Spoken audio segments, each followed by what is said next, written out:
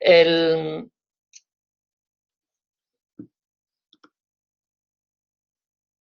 paso a la siguiente. De lo que voy a hablar es de esta transición de una docencia centrada en la enseñanza a una docencia centrada en el aprendizaje. Y voy a empezar por varias citas que a mí me han significado mucho, ¿no? La primera es de John Dewey: ningún pensamiento, ninguna idea puede ser transmitida como tal idea de una persona a otra. Esta es una idea central. Además, los lingüistas debemos sentirnos muy identificados con ellas, ¿no? Porque, en definitiva, la comunicación humana a través del lenguaje, todos sabemos ya hoy día que no se trata de que hay un pensamiento en la mente del hablante y ese se transmite directamente en la mente del oyente, sino que tiene que haber una construcción por parte, algo activo por parte de ese oyente para que haya comunicación satisfactoria y que esa comunicación se puede ver interrumpida por muchas circunstancias. Pues lo mismo, a mucho mayor nivel, sucede en la docencia. Nosotros tenemos, Alasne lo comentaba al principio, nosotros tenemos ya una serie de ideas que hemos adquirido después de muchos años y entonces nos resulta muy difícil ponernos en el lugar de nuestro alumnado. Y con lecciones magistrales es muy difícil que podamos llegarles, aunque también puede ser, ¿no? Porque entonces la otra cita que aparece aquí es la de Plutarco: la mente no es un recipiente, una vasija que deba ser llenada, sino un fuego, una llama que debe ser encendida. Y eso es lo que yo estoy intentando hacer en mi docencia y lo que voy a intentar es explicar este cambio lo más rápidamente posible, además con la ayuda de mis alumnos. La siguiente cita es un vídeo de Chomsky. Una de mis alumnas me ha ayudado a subtitularlo al castellano y es una charla de hace unos días con Stephen Krashen. He seleccionado un minuto. Vale la pena escucharlo porque abunda en esta misma idea sobre dos modelos de enseñanza. And that's true all the way through life. It's also true if when you're studying in college, let's say, you could take what Professor Krashen talked about and think of and adapt it to taking a course in college. There's several models of how to do it. One is the model that sometimes called pouring water into a vessel and then having it come out in a test. We've all had experiences like that where you took a course in college and you weren't interested in it and you studied for the exam and got an A, and 2 weeks later you forgot what the course was about. That's one way of so-called teaching to test, worst possible way. The other is to pursue something you're interested in, and then it'll just become part of you. You pursue it on your own initiative, on your own, with your own internal drive, answer the questions that you yourself are raising, just becomes part of you. And very much the same is true of language acquisition, and Professor Krashen's research has demonstrated it. Muy bien, esta es la cita de Chomsky. Veo que ya se está grabando. Gracias a quien le haya dado la grabación. Sigo entonces. Aquí en la siguiente tienen toda la charla. Voy a pasar luego el enlace a esta presentación para que todo el mundo la pueda ver si quiere. Aquí está el texto de Chomsky y he resaltado esta frase que repite 2 veces, ¿no? Para que una docencia tenga efecto, se tiene que convertir en parte de ti, ¿no? Eso es lo que yo intento con mi alumnado, que la lingüística, lo que yo intento enseñarles, se convierta en parte de ellos.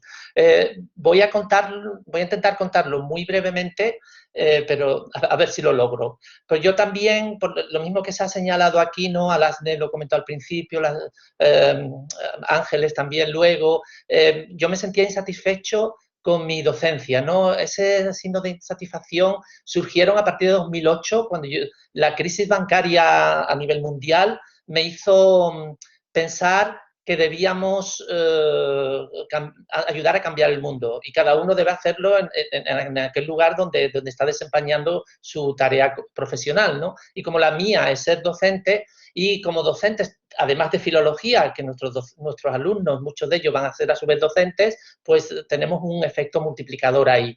Yo estuve en Islandia un año, 2009-2010, en plena crisis, y luego la crisis en mayo de 2010 vino con todo su efecto aquí a España. Yo en aquella época también empecé a entrar en una crisis como docente, ¿no? Yo ya estaba llegando a cerca de 50 años, me daba cuenta que ya no llegaba a mis alumnos como antes, mis alumnos traían dispositivos a clase y yo no estaba seguro si me estaban siguiendo, si no me estaban siguiendo, si lo que yo les decía les interesaba. Así que cuando volví, empecé a seguir a mis alumnos en las redes sociales, cosa que no había hecho nunca. Empecé a participar en congresos o encuentros de gente innovadora que usaba las nuevas tecnologías para intentar cambiar la educación. Mi hermana Pili en Twitter, que es profesora de educación primaria, me invitó a unas jornadas en Carmona de los EABE, Encuentro Andaluz de Blogs de Educación, que son gente de todos los niveles educativos,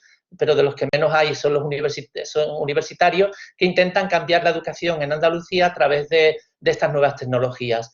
Entonces empecé a aprender con ellos y de ellos, y empecé a aplicar cambios progresivos en mi docencia. El primero, y yo creo que fue el más importante, fue en el curso 2012-2013. Me voy a centrar en la asignatura de lingüística, que es la de primero, aunque enseño también lingüística aplicada en tercero y temas de lingüística en cuarto, que también mencionaré, y asignaturas de máster. Ahí lo primero que hice, y en eso seguí el ejemplo de Concha Báez de la Universidad de Vigo, es empezar a evaluar por medio de portafolios, eliminar el examen como herramienta de evaluación obligatoria y usar un portafolios que incluyera un diario reflexivo de la asignatura. Aquí tienen el primer testimonio de una de mis alumnas, Elena, que va a hablar de esa evaluación a través de un diario reflexivo. Beneficios del diario reflexivo. La primera es que desarrolla la capacidad creativa del estudiante, es decir, el estudiante va a tener que buscar y desarrollar una serie de herramientas para presentar su producto. La segunda es que muestra el desarrollo del aprendizaje del alumno en todo su proceso y en su máximo esplendor, ¿no? Desde el momento en el que comienza hasta el momento en el que termina. Y ofrece al profesor un amplio abanico de posibilidad a la hora de valorar el trabajo de esa persona. No se redime únicamente a un examen tradicional, ¿no? Como los que hacemos en la universidad, donde es tragar y responder. Se basa en un aprendizaje bulímico, en un aprendizaje mecanizado. Lo que trata de hacer, y me ha pasado en mi caso, ¿no?, es explotar y llevar las capacidades y los límites del estudiante a su máximo esplendor. Tú tratas de hacerlo lo mejor posible, lo más creativo, lo más dinámico, lo más genial para que brille, para ofrecer algo nuevo, porque también tienes un reto que cumplir. Trabajas en equipo. También se combinan diferentes puntos de vista, diferentes valoraciones, y eso es lo que conforma el marco de un diario reflexivo, de una investigación. Y estos son los beneficios de un diario reflexivo. Muy bien, el siguiente hito muy importante fue el 2013-2014. Incorporé en mi asignatura de lingüística de primero las clases al revés, aula invertida, flip learning o flip classroom. Gracias a la presentación de Zaragoza Lingüística no tengo que explicar mucho más qué es esto. Lo hice de nuevo inspirado por la gente de los EABE. Había ido al EABE de Algeciras, organizado por Fernando Trujillo, y allí me había pasado todo un fin de semana hablando sobre esta metodología. Descubrí que, aunque tenga un nombre así inglés tan rimbombante, era algo que ya usábamos en clases de máster, por ejemplo. Yo tenía una clase que la hacía así prácticamente, pero bueno, las nuevas tecnologías, el poder grabar en vídeo, poder presentar las cosas de otra manera, te permitía desplazar la transmisión de los contenidos afuera del aula, te lo permitía hacer mucho más fácilmente, ¿no? También, y en ese EABE de Algeciras, conocí a Joaquín Martínez Sánchez, que fue el primero que me empujó a hacer, es un profesor de secundaria, que me empujó a hacer con mi alumnado proyectos de investigación-acción y aprendizaje-servicio. En concreto, el proyecto de documentación y revitalización de la lengua mixteca, ese que está ahí en primero, en Datiakutun Sabi. Yo ya tenía proyectos del LSE, pero se quedaban restringidos a mi aula, gracias a Joaquín aprendí a que el foco de atención podía salir del aula a través del trabajo que el alumnado estaba haciendo como futuros profesionales de la lingüística, podía ayudar a resolver problemas en la sociedad. Entonces, ese fue otro gran hito que debo a gentes con las que me he enredado, ¿no? En 2014-2015, otro gran hito es darme cuenta que en mi propia universidad había todo un programa y una red de innovación docente en la que había otros muchos docentes, bueno, no muchos, pero bastantes, que estaban intentando hacer este mismo proceso que estaba haciendo yo y además estaba institucionalizado. La propia universidad era la que promovía esto, lo cual me dio pues mucho... un gran espaldarazo, ¿no? A través de este, hice el curso que eran de 100 horas, participé en la jornada, hice mis primeros ciclos de mejora y cada año nos vemos obligados pues a hacer algún tipo de innovación docente. Tuve el privilegio de que me llamaron para dar una de las plenarias de las jornadas en 2015, las jornadas de este proyecto de innovación docente, y además me han llamado para dar un curso en el ICE junto con una compañera de filología también, de literatura española, sobre nuevas tecnologías, nuevas herramientas tecnológicas y cómo usarlas para implicar al alumnado. Entonces esto ha sido también realmente importante. Pero sin duda, otro de los grandes hitos fue en el curso 2016-2017, en un curso del ICE donde yo estaba de alumno, que trataba sobre el aprendizaje basado en retos, que es como aprendizaje basado en proyectos, pero que en la que la gran diferencia es que el alumnado, yo no le doy el proyecto como le estaba dando hasta entonces, sino que el alumnado tenía que elegir su propio reto.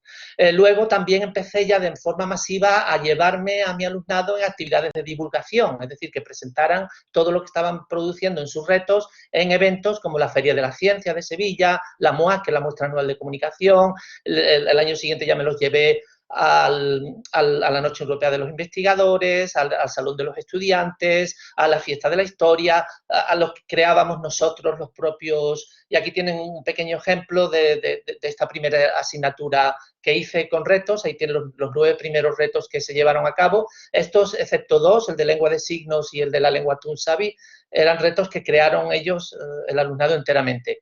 Que ellos crearan sus propios retos los motivaba mucho más.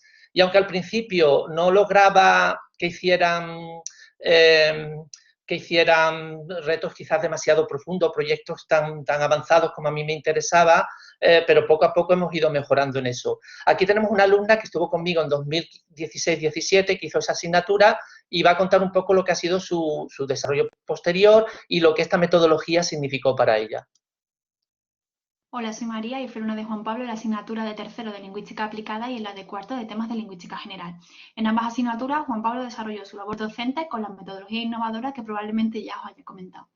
Para mí en aquella época supuso un soplo de aire fresco y un punto de inflexión tremendo, a nivel personal, laboral y académico.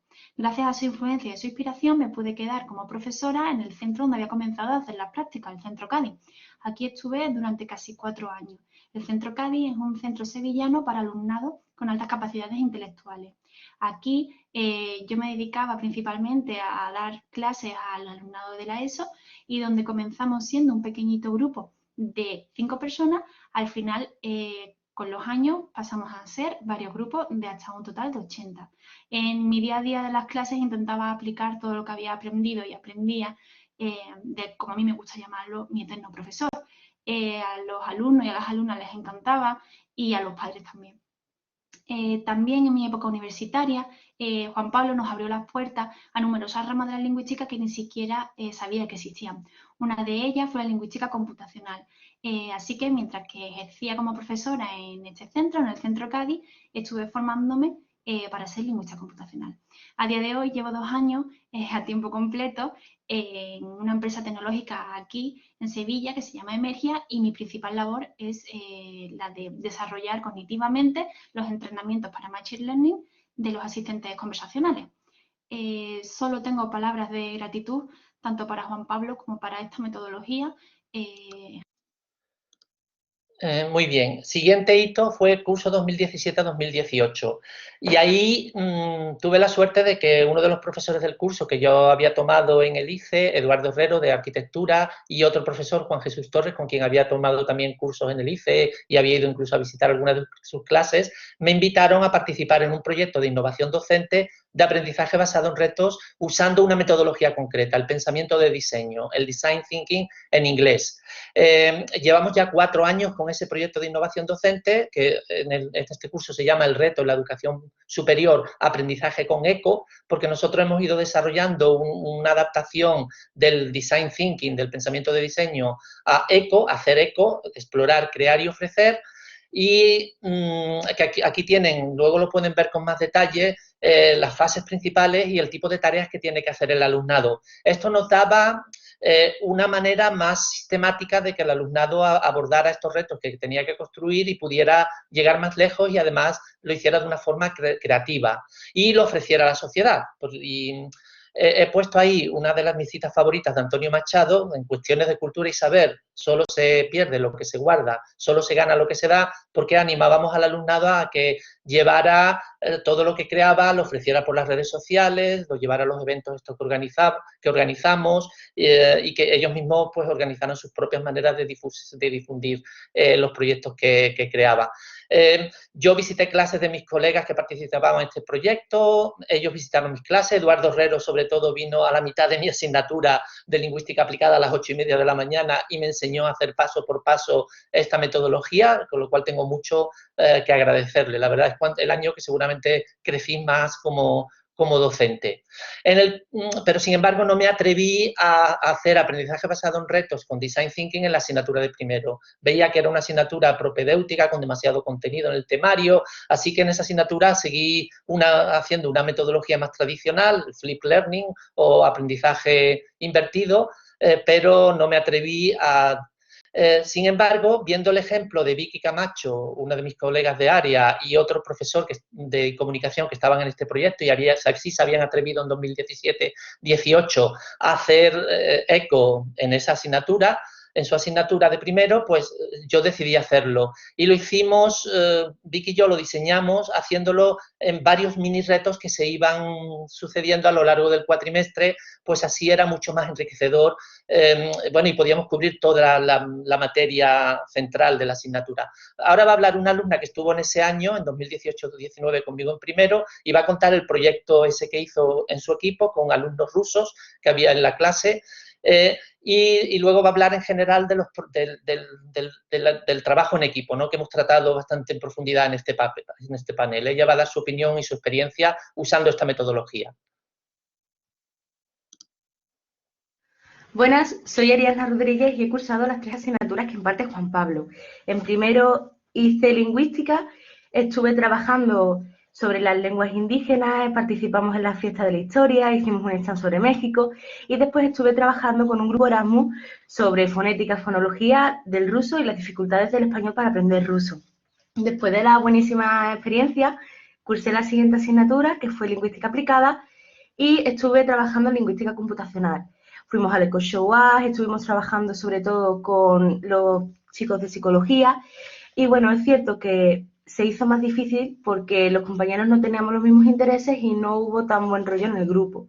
Aún así, he ampliado matrícula y he cursado temas en cuarto. Y la verdad que ha sido todo muy distinto, ya que al trabajar con personas con los mismos intereses, que quieren hacer lo mismo en el trabajo, pues ha sido todo perfecto. He estado trabajando en Maya Yucateco y he tenido la suerte de contar con un gran equipo. Además, gracias a mi experiencia, quería ayudar a los niños de primero y he estado también trabajando con los alumnos de lingüística forense de primero. Les estaba aconsejando, he ido a sus debates, fui al debate de Esperanto. Y la verdad que en estos años ha sido increíble. He ido al Salón del Estudiante, he escuchado UAS, me he presentado en todo lo que he podido. Y no solo he estado trabajando en ámbitos de la lingüística, sino también, por ejemplo, he perdido el miedo a hablar en público, a hablar ante una cámara, cosas que son muy importantes y que en otras asignaturas pues no te enseñan. Muy bien, y ahora uno de los proyectos que se desarrolló ese año, que además fue invitado al EABE que se iba a celebrar en Sanlúcar de Barrameda el 21 de marzo de 2020, todos sabéis que no pudo celebrarse, pero esto es lo que habían preparado ellas presentando su proyecto, el proyecto que habían hecho en 2018-19 en la asignatura de primero.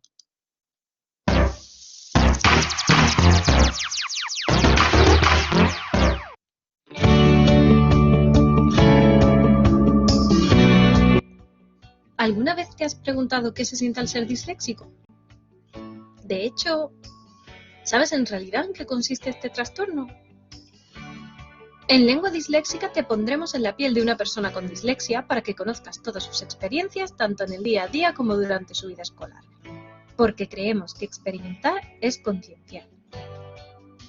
Desde canciones hasta juegos de mesa, en Lengua Disléxica hay sitio para todos. Además, podrás recibir de primera mano información de calidad para ayudar al aprendizaje de las personas que sufren este trastorno.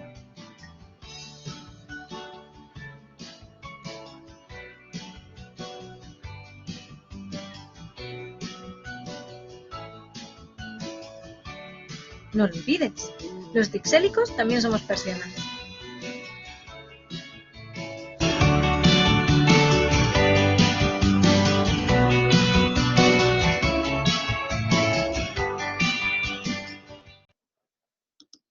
Incluso las grabaron allí en la MUAC y salieron en un programa de radio a nivel nacional hablando de su proyecto.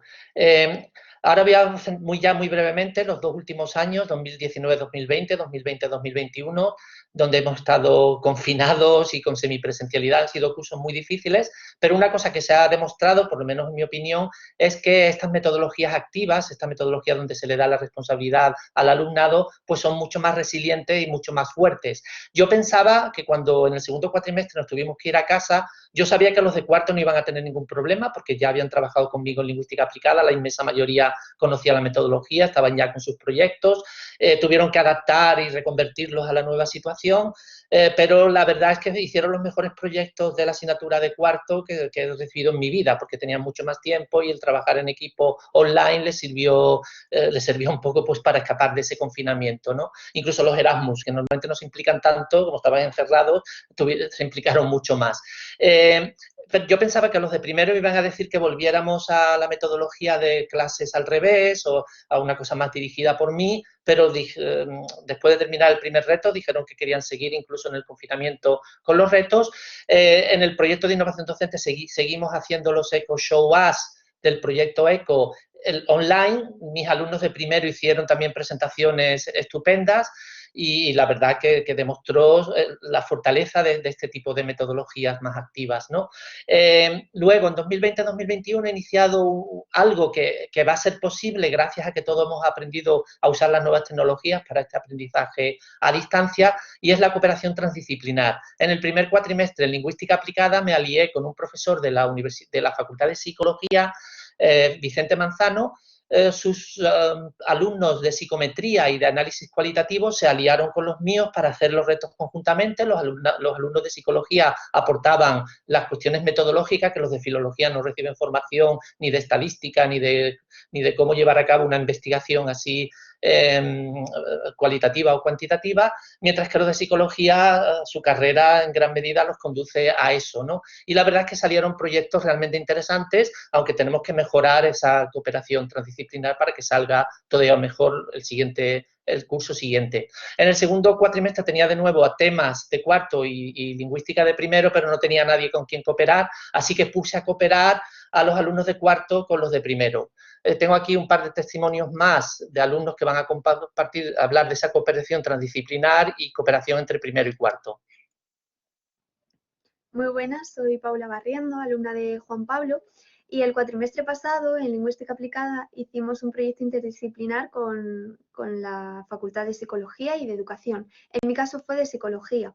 Nuestro proyecto iba sobre el lenguaje inclusivo en personas trans no binarias, y si no hubiese sido por la ayuda de nuestras compañeras de psicología, no hubiéramos podido llevar a cabo semejante proyecto.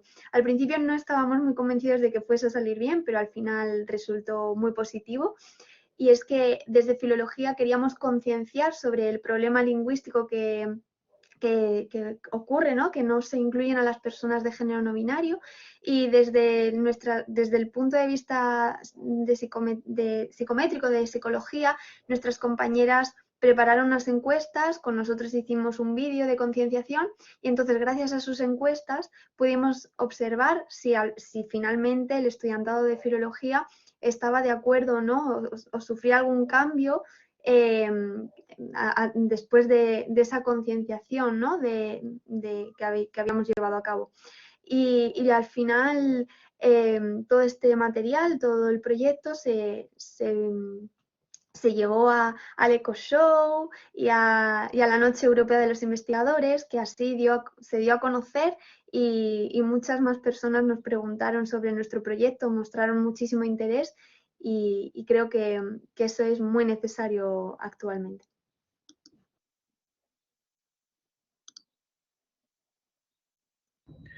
Muy buenas, mi nombre es Rafa, soy alumno de primero de Filología Hispánica y he cursado las asignaturas de Lingüística con el profesor Juan Pablo Mora. La verdad que la experiencia ha sido bastante positiva y podría decir muchas cosas buenas de esta asignatura, aunque voy a destacar en especial dos aspectos que a mí particularmente me han llamado bastante la atención. Uno de ellos, los debates.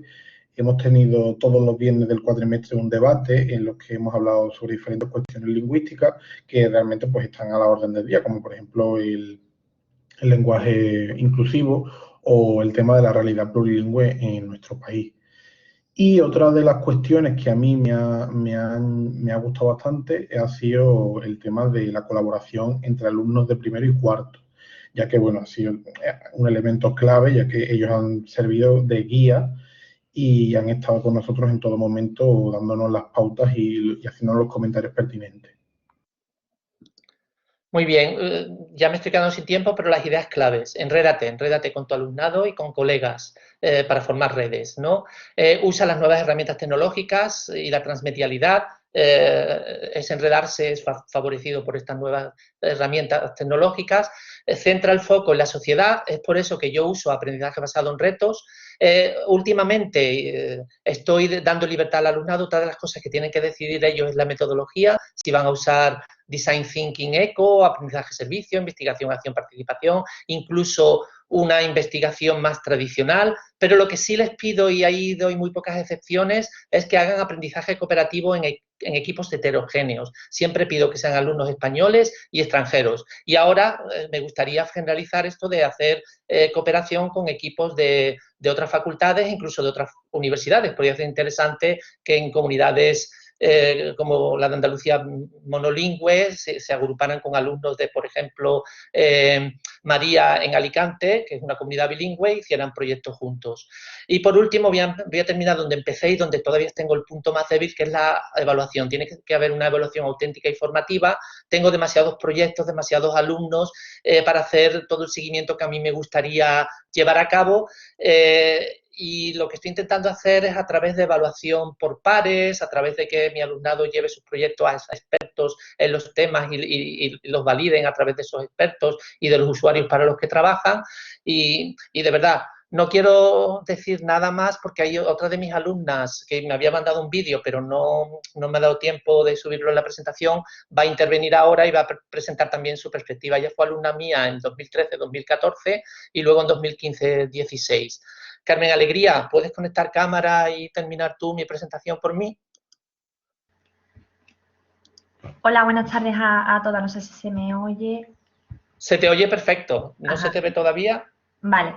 Pues bueno, en este último minuto de presentación, gracias Juan Pablo por la presentación y por toda la búsqueda que llevas tanto tiempo en la que te estoy acompañando. Y bueno, me llamo Carmen Alegría, estudié Filología Hispánica en la Universidad de Sevilla y el máster de Enseñanza de Español como lengua extranjera. Y bueno, en este minuto os voy a comentar lo que creo que ha supuesto la docencia de Juan Pablo para mí y para mis compañeras, ¿no? Primero, dudar de todo y por todo y cuestionarlo todo, no dar nada por supuesto, ¿no? Segundo, me gustaría también comentar que siempre nos ha enseñado a observar y a reflexionar sobre las redes que nos rodean, ¿no? No solo en la universidad, ¿no? Sino en el barrio, en el pueblo, cuestionarlo todo y también unirnos a esas redes, ¿no? Que nos rodean. También preguntarme todo el tiempo qué puedo ayudar, ¿no? ¿Qué puedo aportar yo como alumna, como lingüista, como profesora, ¿no? Y por último también nos ha enseñado a soñar grande, ¿no? Pero dando pequeños pasitos. Y para esto os ejemplifico con dos cuestiones. Primero, el proyecto que ya comenta Juan Pablo, Natea Kutunsavi, que nació en el 2013-2014, gracias también a Joaquín Martínez, por supuesto. Seguimos colaborando y eso me llevó a decidir irme de Erasmus a México, me llevó a hacer el TFG sobre eso y también, por supuesto, la enseñanza de español a solicitantes de asilo, que también ocurrió en el 2018, como ya ha contado Juan Pablo, y que me ayudó a darme cuenta de mi pasión por la enseñanza del español, sobre todo en grupos como los refugiados. Y bueno, con esta breve aportación, también animar a Juan Pablo y a todos los docentes que nos estáis escuchando, porque creo que como alumnas y como profesoras tenemos mucho que aportar en esta revolución de la educación. Y muchas gracias. Muchas gracias a ti, Carmen. Yo paro ya de hablar porque he hablado más